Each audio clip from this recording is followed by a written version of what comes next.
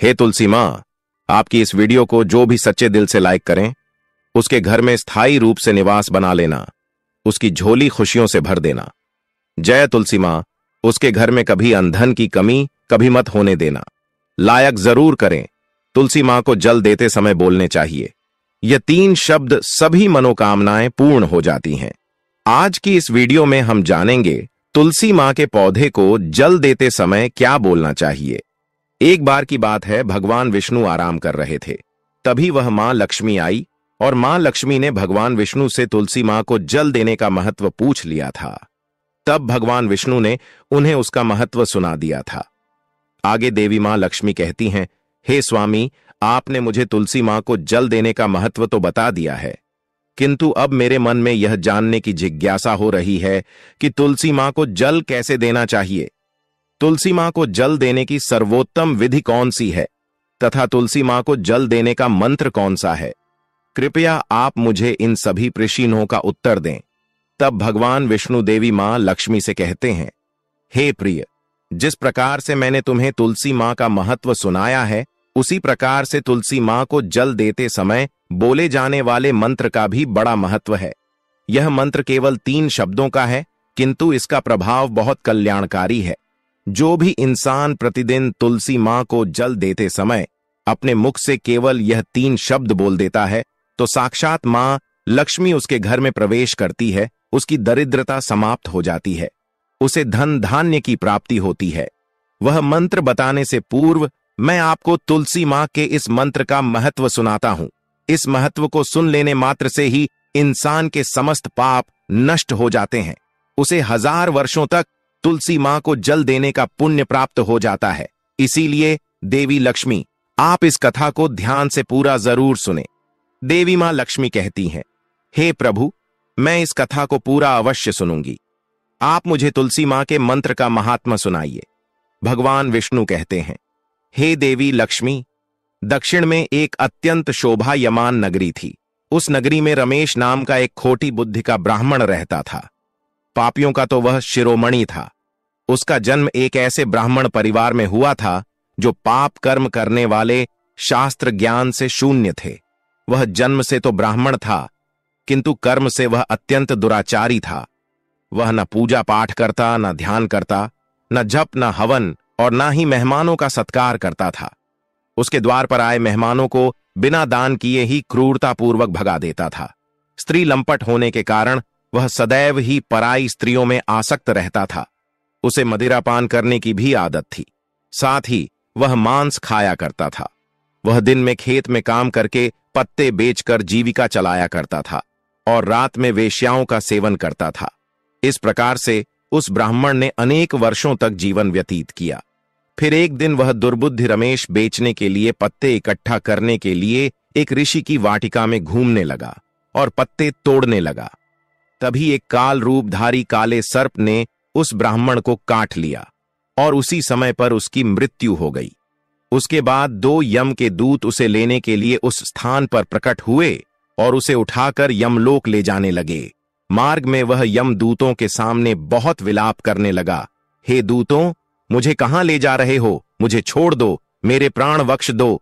किंतु यमदूत उसे यह कहते हुए ले जाने लगे, अरे दुष्ट ब्राह्मण, तेरे पाप कर्मों के कारण तुझे सांप ने काट लिया है।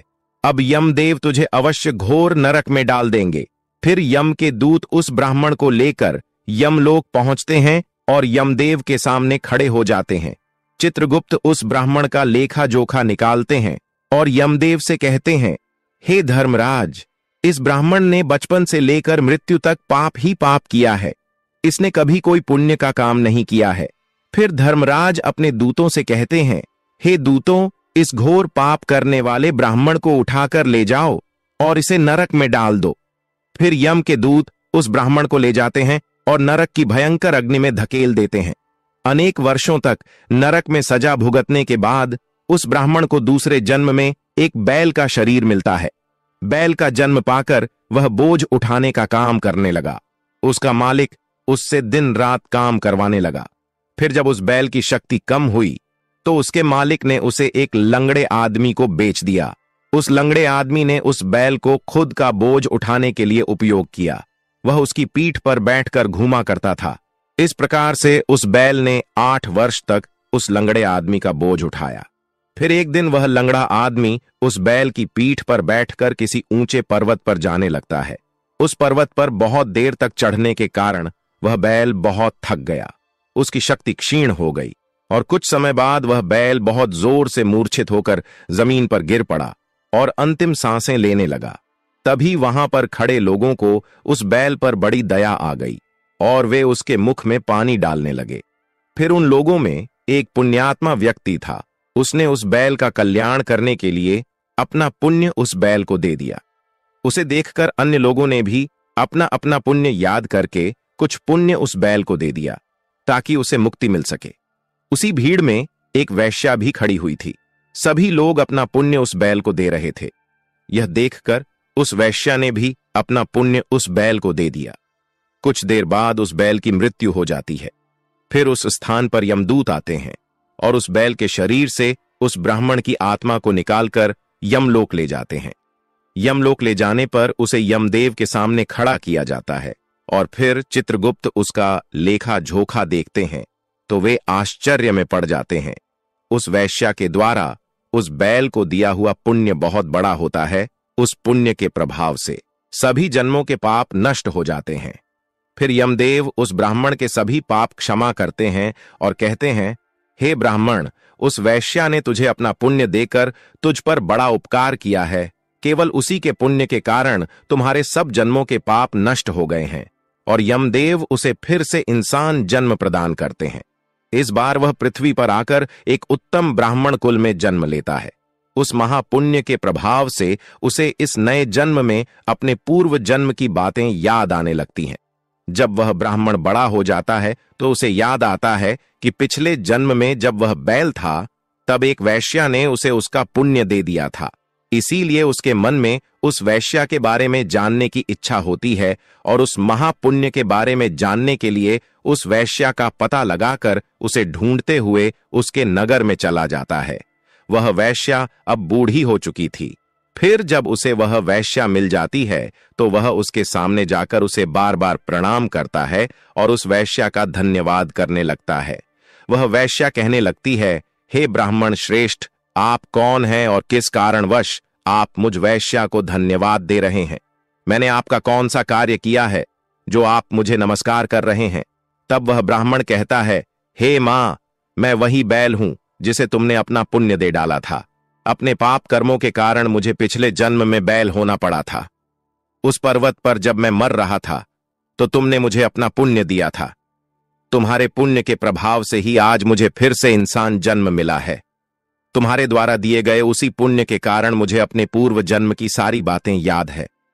किंतु हे मां, मैं आज यहां पर यह जानने के लिए आया हूं कि तुमने मुझे उस समय पर अपना कौन सा पुण्य दिया था जिस कारण से मेरे सभी जन्मों के पाप नष्ट हो चुके हैं। मैं उस पुण्य के बारे में जानना चाहता हूं।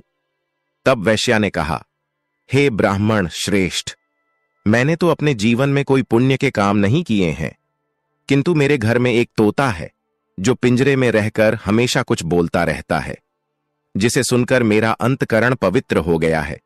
उसी तोते के द्वारा बोले गए मंत्र का पुण्य मैंने तुम्हें दान में दिया था। फिर वह वैश्य और वह ब्राह्मण उस तोते के पास जाते हैं और उसे पूछने लगते हैं, हे शुक, तुम कौन सा मंत्र बोलते रहते हो जिससे हमारे जीवन का उद्धार हुआ है? यह मंत्र तुम्हें किसने सिखाया और इस मंत्र का क्या अर्थ होता है? तब उस तोते ने अपने पूर्व जन्म का वृतांत सुनाना आरंभ किया। वह तोता कहने लगा, हे ब्राह्मण श्रेष्ठ, पिछले जन्म में मैं एक ब्राह्मण था। मैं अपने ज्ञान के अहंकार में अंधा हो चुका था। मैंने कभी गुरुजनों का आदर नहीं किया, सदैव ही उनका अपमान किया। मुझे अपने ज्ञान पर इतना अधिक घमंड हो गया था कि जिस कारण से मेरा क्रोध बहुत अधिक बढ़ गया और मैं सभी से द्वेष करने लगा। अन्य मनुष्यों को तुच्छ समझने लगा, विद्वानों का भरी सभा में अपमान करने लगा। फिर कालांतर में मेरी मृत्यु हो गई और मुझे यमलोक ले जाया गया। पूज्य जनों और गुरुजनों का अपमान करने के कारण मुझे तोते के कुल में डाल दिया गया और मेरा जन्म एक तोते के रूप में हो गया। मेरे पाप कर्मों के कारण छोटी अवस्था में ही मेरा अपने माता पिता से हो गया। फिर मैं पेड़ की डाल पर बैठकर रो रहा था तो उसी स्थान से कुछ मुनि जा रहे थे। उन्होंने मेरी दयनीय पुकार सुनी और मुझे लेकर अपने आश्रम में चले गए। वहां उस आश्रम पर उन्होंने मुझे एक सुंदर पिंजरे में रखा और मेरा अच्छी तरह से ख्याल रखा। वे मुझे प्रतिदिन भोजन दिया करते थे और पढ़ाते थे उस स्थान पर। वे ऋषि मुनि, उनकी स्त्रियां और बालक सभी प्रतिदिन तुलसी मां के पौधे को जल देते थे और उसके सामने एक मंत्र का जाप करते थे। उन्हीं के मुख बार बार उस मंत्र को सुनकर मैंने उसे रट लिया और तभी से मैं उस मंत्र को जान गया हूं और वही मंत्र मैं दिन रात बोलता हूं। उस मंत्र के प्रभाव से मेरी कभी मृत्यु नहीं हुई और मेरी आयु 100 वर्ष की हो गई और मैं इतने वर्षों तक जीवित रहा। इसी बीच एक रात को एक चोर उस स्थान पर आ गया और उसने मुझे वहां से चुरा लिया और फिर इस वैश्या ने मुझे उस चोर से खरीद लिया। इस वैश्या के घर पर आने के बाद भी मैं उस मंत्र को बोलता रहता था, जिसे सुनकर इस वैश्या का मन भी पवित्र हो गया और ने वैश्या का काम छोड़कर भगवान विष्णु की भक्ति करने लगी। उसी मंत्र के प्रभाव से मेरे पूर्व जन्मों के सभी पाप नष्ट हो गए और उसी मंत्र के प्रभाव से इस वैश्या का भी अंतकरण पवित्र हो गया। हे ब्राह्मण देवता, उसी मंत्र के पुण्य से आप भी पाप मुक्त हो गए हैं।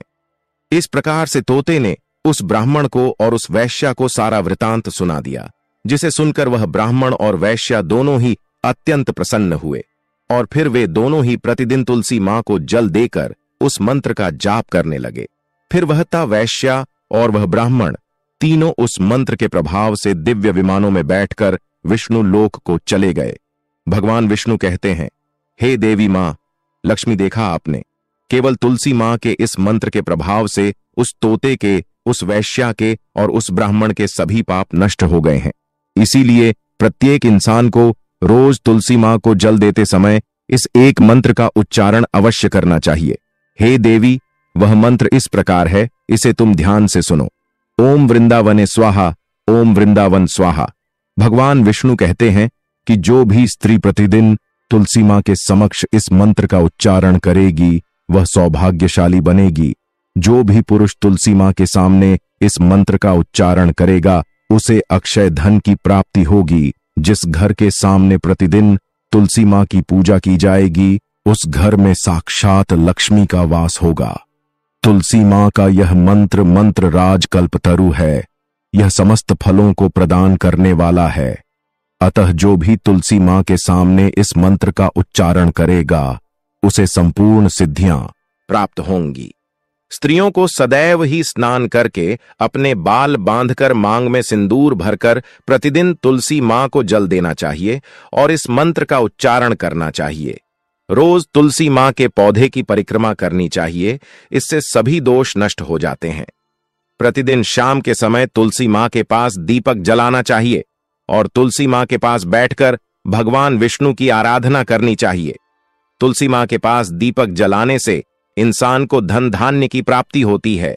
हजारों अमृत के घड़ों से नहलाने पर भी श्री हरि को उतनी तृप्ति नहीं होती जितनी वे मनुष्यों के द्वारा तुलसी मां का एक पत्ता चढ़ाने से प्राप्त करते हैं। 10,000 गाय के दान से मानव जो फल प्राप्त करता है वही फल तुलसी मां पत्र के दान से पा लेता है। जो मृत्यु के समय अपने मुख में तुलसी मां पत्र का जल पा जाता है वह संपूर्ण पापों से मुक्त होकर भगवान विष्णु के धाम जाता है। भगवान विष्णु कहते हैं, पूर्णिमा, अमावस्या, द्वादशी और सूर्य संक्रांति के दिन मध्याह्न काल रात्रि और अशौच के समय तेल लगाकर बिना स्नान किए अथवा बिना हाथ पैर धोए रात्रि के वस्त्र पहनकर तुलसी मां के पत्र तोड़ता है वह महापाप होता है। श्राद्ध, व्रत, दान, प्रतिष्ठा तथा देव पूजा के लिए तोड़े हुए तुलसी मां पत्र बासी होने पर भी 3 रात्रि तक पवित्र ही रहते हैं। तुलसी मां का एक एक पत्ता ना तोड़कर पत्तियों के साथ अग्रभाग को तोड़ना चाहिए। तुलसी मां की मंजरी सब फूलों से बढ़कर मानी जाती है।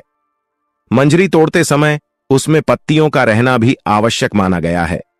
पूज्य भाव से पौधे को हिलाए बिना तुलसी मां के अग्रभाग को तोड़ना चाहिए। इससे पूजा का फल लागुना बढ़ जाता है। तुलसी मां के पत्तों को कभी नाखून से नहीं तोड़ना चाहिए, इससे पाप लगता है।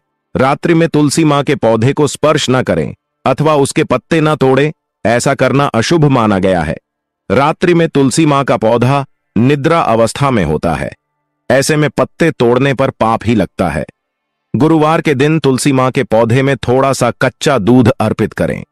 दूध चढ़ाते समय ओम नमो भगवते वासुदेवाय नमः इस मंत्र का जाप अवश्य करना चाहिए। तुलसी मां के पौधे के पास शालिग्राम रखें और उस पर तिल चढ़ाए पूजा में तुलसी मां और शालिग्राम को दूध में भीगी हल्दी का तिलक अवश्य करें। शालिग्राम पर तुलसी मां पत्र रखकर चंदन लगाना चाहिए। अगर कोई महिला मासिक धर्म से है तो वह तुलसी मां की पूजा न करें। मासिक धर्म के दौरान तुलसी मां को स्पर्श करने से घोर पाप लगता है, इससे स्त्री की दुर्गति होती है। तो भक्तों, इस प्रकार से भगवान विष्णु ने देवी मां लक्ष्मी को तुलसी मां को जल देने के मंत्र का महत्व सुनाया है। यह कथा आपको कैसी लगी कमेंट करके अवश्य बताएं।